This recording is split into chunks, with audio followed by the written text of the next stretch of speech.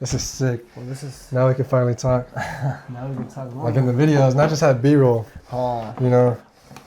That's good. So right now we are testing out the audio quality and the sound of the DJI Mic Mini that comes in this case. It's pretty cool. But I bought the package where it's 2 receivers and 1 transmitter.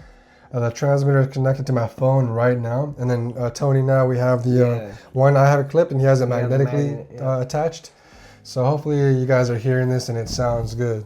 To not really let other people's opinions stop you. If there's something you want to do, just go and do it. You know, I'm a big fan of the DJI mic so far. I've used it today. This Mic Mini here, I gotta say, it offers a lot. It really does. And everything within this charging case, it's also a travel case. So I love it so far. And now I just have to get used to talking to the camera. That, I mean, I do while I'm sitting here, but as far as going out and about and say vlogging, that I'm not used to. Yeah, just go out there. Just know that you guys can do all things, all right? I truly believe that. So go and do what you want to do and don't let anyone stop you. Until the next time, peace.